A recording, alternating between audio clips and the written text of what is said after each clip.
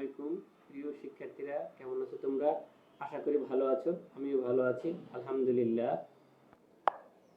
আমি মোহাম্মদ আল আমিন, শিক্ষক, milestone school and college. প্রিয় শিক্ষার্থীরা, আজকে আমি আলোচনা করব সপ্তম শ্রেণীর তথ্য ও যোগাযোগ প্রযুক্তির বই থেকে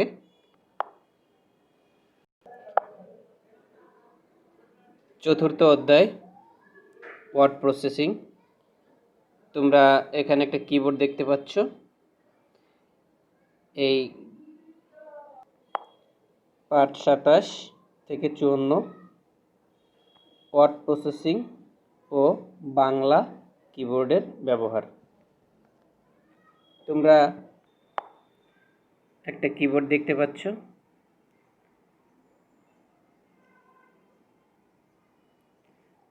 তোমরা ইতিমধ্যে জেনেছো আমরা এখন লেখালেখি, ছবি আঁকা সহ অনেক কাজই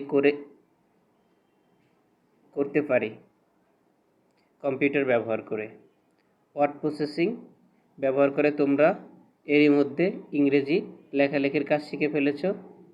এখন আমরা শেখাবো ওয়ার্ড প্রসেসিং ব্যবহার করে বাংলা ডকুমেন্ট তৈরি করার কৌশল। ডকুমেন্ট কি?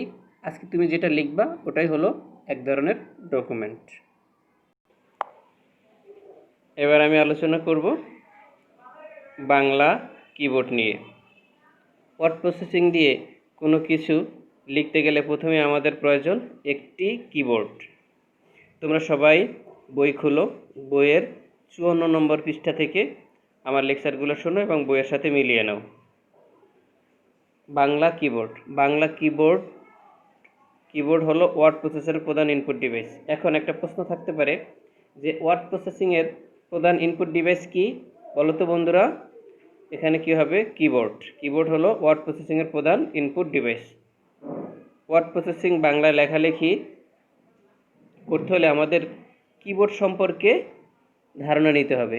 ইংরেজি কিবোর্ডের উপর ভিত্তি করে ঢাকা বিশ্ববিদ্যালয়ের বাংলা বিভাগের অধ্যাপক শহীদ বুদ্ধিজীবী মনির চৌধুরী 1965 সালে 1965 সালে সর্বপ্রথম টাইপরাইটারের জন্য একটি বিজ্ঞানসম্মত কিবোর্ড লেআউট তৈরি করেন। ঠিক আছে, তাহলে আমরা এখান থেকে একটা প্রশ্ন করতে পারি যে বাংলায় প্রথম টাইপরাইটারের জন্য সর্বপ্রথম বিজ্ঞানসম্মত কিবোর্ড তৈরি করেন কে? অধ্যাপক শহীদ বুদ্ধিজীবী মনির চৌধুরী। কত সালে? 1965 সালে। 1971 সালে স্বাধীনতা বিরোধী আলবদর বাহিনী মনির চৌধুরীকে হত্যা করেছিলেন।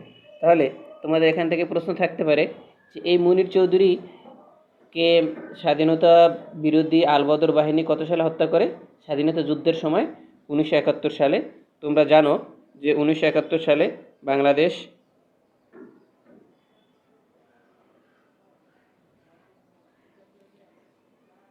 স্বাধীন হয়েছে, স্বাধীনতা যুদ্ধ হয়েছে। ওই যুদ্ধের সময় মনির চৌধুরীকে হত্যা করা হয়। পরবর্তী সময়ে এই কিবোর্ড লেআউট কম্পিউটারের জন্য করা হয়, কিন্তু প্রয়োজন হয় এমন একটি সফটওয়্যারের যা কম্পিউটারে বাংলা লিখতে সহায়তা করবে। এ পর্যায়ে 1985 সালে কিছু বাংলা ফন্টসহ শহীদ লিপি সফটওয়্যার প্রবর্তিত হয়। তাহলে শহীদ লিপি বাংলা ফন্ট কত সালে প্রবর্তিত হয়? 1985 সালে। কিন্তু এটি তেমন জনপ্রিয়তা অর্জন করতে পারেনি। 80-র দশকের মাঝামাঝি থেকে শুরু করে 90 দশকের শেষের দিক পর্যন্ত অনেকগুলো বাংলা লেখার সফটওয়্যার বাজারে আসে। এর ভিতরে কয়েকটা সফটওয়্যারের মধ্যে রয়েছে বিজয়। তোমরা বিজয়ের নাম অবশ্যই শুনেছো। অনেক আর প্রশিকা শব্দ, প্রবর্তনা, লেখনী প্রভৃতি প্রথম সারির কিবোর্ড ছিল সফটওয়্যার উন্নয়নের জন্য এবং বিভিন্ন সফটওয়্যারের সাথে সঙ্গতিপূর্ণ হওয়ায় বিজয় সফটওয়্যারটি ব্যাপক জনপ্রিয়তা লাভ করে। বর্তমানেও বিজয় সফটওয়্যারটা বেশ প্রচলিত আছে। এ সময় কিবোর্ড লেআউট বিভিন্ন কিবোর্ড লেআউট প্রচলিত হলেও বিজয় কিবোর্ড লেআউট সবচেয়ে এগিয়ে থাকে। এখন আমরা যদি একটা ওয়ার্ড ডকুমেন্ট খুলতে চাই, সেক্ষেত্রে আমরা কি করতে হবে? প্রথমেই স্টার্ট, দেখবা কিবোর্ডের সবচেয়ে নিচে ডেস্কটপে যেটা রয়েছে স্টার্ট বাটন রয়েছে, সেই কম্পিউটার মনিটরে স্টার্ট বাটনে প্রেস করতে হবে। তারপরে এখানে স্টার্ট বাটনে প্রেস করার পরে এখানে আসবে MS অফিস চলে আসবে। MS অফিস চলে আসলে আমরা এখান থেকে MS অফিসে যখন আমরা প্রেস করব, MS অফিস থেকে MS ওয়ার্ড সিলেক্ট করব। MS ওয়ার্ড সিলেক্ট করার পরে একটা উইন্ডো চলে আসবে। সেই উইন্ডোতে দেখা যাবে কি আমরা কিবোর্ড প্রেস করলে ইংরেজি লেখা হচ্ছে। ইংরেজি লেখার জন্য প্রথমেই বিজয় কিবোর্ডটা সেট আপ দিয়ে নিতে হবে। ফন্টের ওখানে গিয়ে ফন্টের নাম লিখতে হবে সুতন্নি MJ। বাংলা লেখার জন্য যে বিজয় সফটওয়্যার ফন্ট, সেটার নাম হলো সুতন্নি MJ। ওখানে ক্লিক করতে হবে। ওখানে ক্লিক করার সাথে সাথে লিখলে বাংলা অক্ষর চলে আসবে না। এজন্য কিবোর্ডের মধ্যে আমাদের 3টা কি একসাথে প্রেস করতে হবে। এটা হলো কি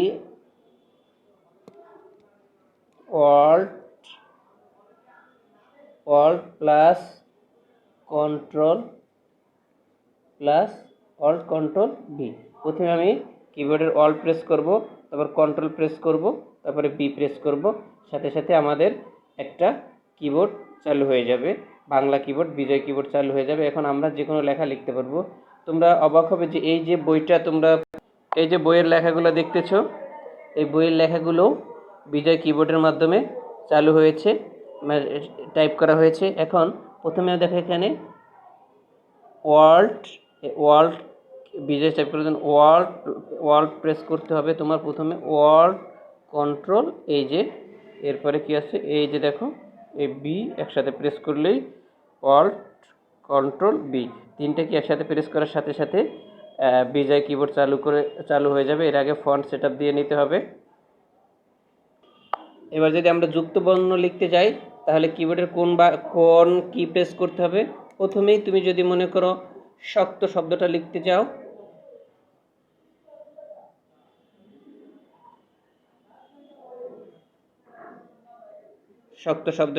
প্রথমে সব প্রেস করতে হবে। তারপরে ক লেখার পরে তো কিবোর্ডের তোমার এই অক্ষরটা G প্রেস করতে হবে। G প্রেস করার পরেই এখানে দেখবে এখানে একটা হর্স চিহ্নের মতো হয়ে চলে আসছে। তারপরে ত প্রেস করবা, সাথে সাথে দেখা যাবে কি তোমার এই লেখাটা এইভাবে এই লেখার মতো হয়ে গেছে।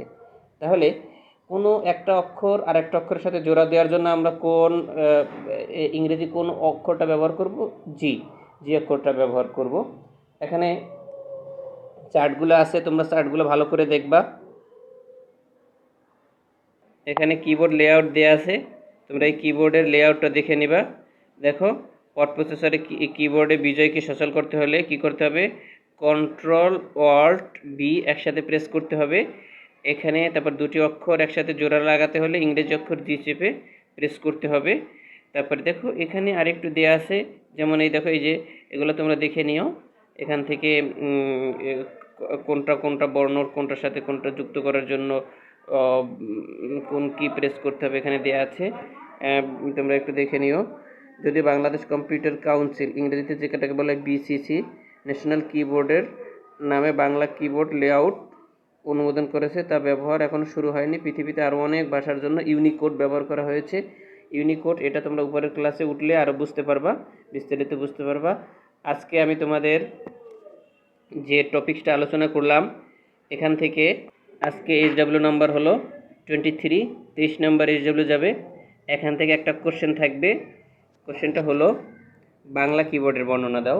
এখানে 54 নম্বর পেজে অ্যান্সার রয়েছে, তোমরা এখান থেকে অ্যান্সারটা দেখে নিও। এবার 5টা এমসিকিউ। 5টা এমসিকিউ হলো সর্বপ্রথম বিজ্ঞানসম্মত কিবোর্ড কে তৈরি করেন? কত সালে বাংলা ফন্ট শহীদ লিপি চালু হয়? ওয়ার্ড প্রসেসরে বিজয় চালু করতে একসাথে কি চাপতে হবে? কোন কোন কি চাপ প্রেস